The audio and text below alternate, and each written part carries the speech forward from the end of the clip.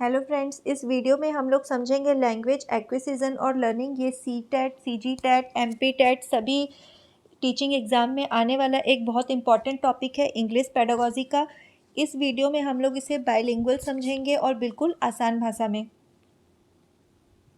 Language acquisition क्या होता है? जब लैंग्वेज को नेचुरली बच्चा लर्न करता है बिना किसी सिस्टमैटिक प्रैक्टिस के, तो उसे एक्विजिशन कहा जाता है। मतलब जब बच्चा छोटा होता है तो वो अपने माँ बाप की भाषा को सुनता है, अपने घर परिवार में जो उसके मतलब आसपास के मेंबर्स हैं वो बोल रहे हैं, तो वो क्या करता है, उसे नेचुरली एक्वायर कर लेता है।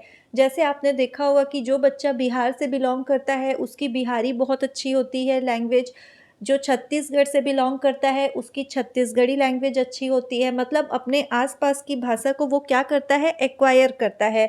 ये एक अनकॉन्शियस प्रोसेस है। अनकॉन्शियस मतलब इसमें उसे कोई दिमाग लगाने की ज़रूरत नहीं है कि मतलब उसे रूल्स वगैरह लर्न करने की ज़रूरत है। वो उसे नेचुरली एक्वायर किया है तो वो उसके अनकॉन्शियस माइंड में चली गई है।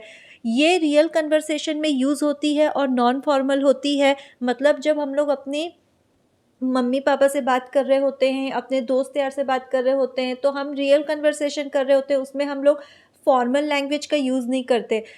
तो ये रियल कन्वर्सेशन में यूज़ होती है, नॉन फॉर्मल होती है। मतलब फॉर्मल टीचिंग क्या होती है, जो स्कूल वगैरह में पढ़ाई जाती है ना, तो ये तो मतलब स्कूल वगैरह में पढ़ाई नहीं जाती, बच्चा नेचुरली एक्वायर करता है, इसलिए ये एक नॉन फॉर्मल प्रोसेस है। मतलब चाहे हम नेटिव लैंग्वेज सीखें या दूसरी किसी भी भाषा को सीखें अपने ब्रेन की आंतरिक क्षमता के कारण, तो वो क्या होता है, लैंग्वेज एक्विजिशन होता है। अब आते हैं लैंग्वेज लर्निंग के ऊपर। लैंग्वेज लर्निंग क्या होता है? तो जब भी हम लोग कभी किसी भाषा को स्कूल में या फिर मतलब कोई भी ऐसी भाषा जिसे हम सीखते हैं फॉर्मल प्रैक्टिस के द्वारा, तो वो क्या होता है, लैंग्वेज लर्निंग होती है, या इसे मतलब भाषा अधिगम कहते हैं हिंदी में। When a language is learned in a systematic way, it is called language learning। मतलब सिस्टमैटिक वे में हम इसे सीखते हैं। Learning a language is all inclusive process. अब जो लर्निंग है लैंग्वेज की वो इंक्लूसिव प्रोसेस है। मतलब इसमें रीडिंग, राइटिंग, स्पीकिंग, लिसनिंग, ये सब कुछ इंक्लूड रहता है। तो जैसे कि ये सब चीज़ इंक्लूड रहता है इसमें, तो ये क्या हो गया, एक ऑल इंक्लूसिव प्रोसेस है। Learning is a conscious process and it is more effective when it is done in a meaningful situation और फैमिलियर एनवायरनमेंट। मतलब लर्निंग लर्निंग क्या है, ये एक कॉन्शियस प्रोसेस है।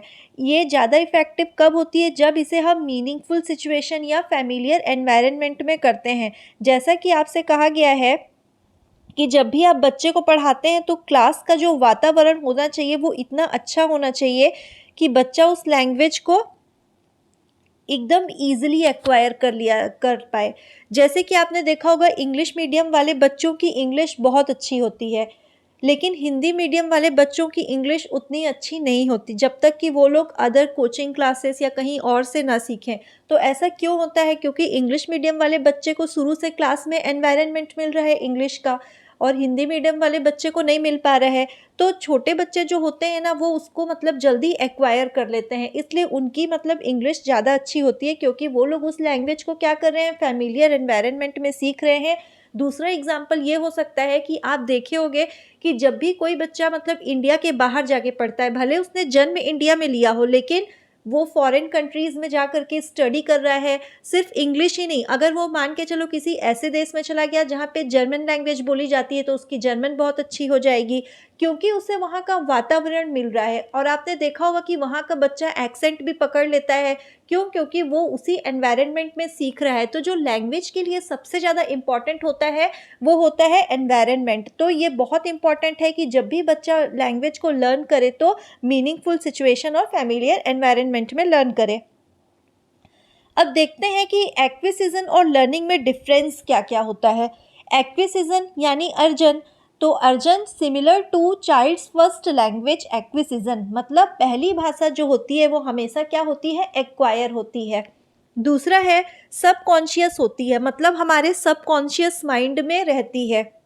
सबकॉन्शियस माइंड क्या होता है पता है ना? फ्रॉइड ने 3 स्टेजेस दिए थे माइंड के, तो उसमें सबकॉन्शियस वाला कौन सा पार्ट था? उसमें था कि मतलब जो आपके दिमाग में ऑटोमेटिकली पड़ा रहता है ना? उसको आप हमेशा उस चीज़ के बारे में नहीं सोचते। जैसे आपका नाम जो है वो आपके सबकॉन्शियस माइंड में पड़ा हुआ है, या फिर आप कोई भी चीज़ पढ़ते हैं तो अल्फ़ाबेट्स आपके ऑलरेडी सबकॉन्शियस माइंड में है, तभी आप किसी एक्शन को परफ़ॉर्म कर पा रहे हो। तो सबकॉन्शियस माइंड वो होता है जो हमारे दिमाग का एक बड़ा हिस्सा होता है और हमारे दिमाग में वो चीज़ें पहले से रहती हैं। पिकिंग अप लैंग्वेज मतलब लैंग्वेज कहीं से भी उठा लेते हैं इसमें। फिर आता है इम्प्लिसिट नॉलेज मतलब अंतर्निहित होती है, और formal teaching does not help मतलब स्कूल वगैरह से या कोचिंग वगैरह से इस भाषा को नहीं ली जाती, ये हम अपने घर में बोलते हुए सुनते हुए नेचुरली इसको एक्वायर कर लेते हैं। फिर आता है learning, formal knowledge of language मतलब रूल्स पता होगा तभी बच्चा सीख सकता है लैंग्वेज को। जैसे आप देखे हो कि जब हम लोग स्कूल में जाते हैं तो उसमें मतलब इंग्लिश सिखाने के लिए उसमें ग्रामर का यूज़ करते हैं, इवन हिंदी लैंग्वेज के लिए भी हिंदी का व्याकरण यूज़ किया जाता है। तो इसमें लर्निंग में रूल्स पता होते हैं तभी बच्चा दूसरी लैंग्वेज को लर्न कर सकता है। फिर आता है कॉन्शियस रहती है, ये हमारे कॉन्शियस माइंड में रहती है मतलब हमें हमेशा याद रखना चाहिए। जैसे हम कुछ बोल रहे हैं तो हमें मतलब दिमाग में ऑटोमेटिकली रहेगा कि मतलब जैसे Ram is going to market, तो हमको पता है कि गोइंग राम इज़ मार्केट ऐसे नहीं बोल सकते, उसको एक पर्टिकुलर सीक्वेंस में ही बोलना पड़ेगा। तो ये हमारे ये हमारे मतलब ये कॉन्शियस माइंड में रहता है। फिर आता है नोइंग अबाउट लैंग्वेज, हम इसमें भाषा के बारे में जानते हैं। एक्सप्लिसिट नॉलेज मतलब बाहर से इसमें रूल्स को इम्पोज्ड किया जाता है। फिर आता है फॉर्मल टीचिंग हेल्प्स मतलब स्कूल वगैरह की टीचिंग से इसको सीखा जाता है। पॉइंट्स टू रिमेंबर मतलब इसमें देख लीजिए, आपको ये सारा चीज़ इम्पॉर्टेंट है और एग्ज़ाम में डायरेक्ट क्वेश्चंस इससे आए हुए हैं। अगर मेन डिफरेंस पूछा कि एक्विजिशन और लर्निंग के बीच क्या है, तो आंसर होगा एनवायरनमेंट मतलब कि एक्विजिशन और लर्निंग के बीच का मेन डिफरेंस क्या होता है। एक्विजिशन वो लैंग्वेज होती है जो अपने घर से अपन ने सीख ली, लर्निंग क्या होती है जो हम फॉर्मली मतलब सीखते हैं, चाहे स्कूल से चाहे कोचिंग इंस्टीट्यूट से कहीं से भी सीखते हैं फॉर्मली। तो उसके बीच का जो मेन डिफरेंस क्या है, वो उनके वातावरण का ही डिफरेंस है ना, कि घर में जैसे सीखते हैं तो हम लोग ऑटोमेटिकली सीख जाते हैं, उसमें हम लोग को ये नहीं सोचना पड़ता कि रूल्स लगाना है या कहीं पे हम गलत बोल देंगे। और स्कूल में क्या है, स्कूल में अगर अच्छा एनवायरनमेंट मिलेगा तभी आप सेकेंड लैंग्वेज को अच्छे से सीख पाएंगे। तो मेन डिफरेंस एनवायरनमेंट का है। Pre requisite for learning a language पूछा तो मोटिवेशन मतलब भाषा सीखने की पहली शर्त क्या होती है, मोटिवेशन होती है। सिर्फ भाषा सीखने की ही नहीं, लर्निंग के लिए कोई भी चीज़ जो पहली शर्त होती है तो वो हमेशा मोटिवेशन ही होती है। अगर बच्चा मोटिवेटेड है तभी वो सीख पाएगा।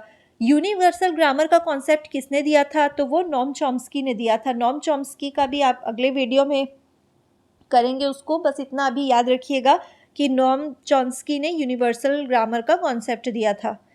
फिर आता है कैरेक्टरिस्टिक्स ऑफ लैंग्वेज। तो पहला कैरेक्टरिस्टिक्स है it is symbolic and dynamic. तो सिम्बॉलिक क्या होता है, सिंबल्स जैसे ए बी सी डी ये सब लैंग्वेज के सिंबल हैं। तो लैंग्वेज क्या होता है, सिंबल से ही अपन मतलब सिंबल ही होता है एक तरीके का लैंग्वेज। एंड डायनेमिक, डायनेमिक मतलब क्या होता है, परिवर्तनशील। जैसे पहले जो भाषा बोली जाती थी और अब जो भाषा बोली जाती है उसमें डिफरेंस आ चुका है, मतलब लैंग्वेज हमेशा चेंज होते रहती है। फिर आता है मीन्स ऑफ कम्युनिकेशन।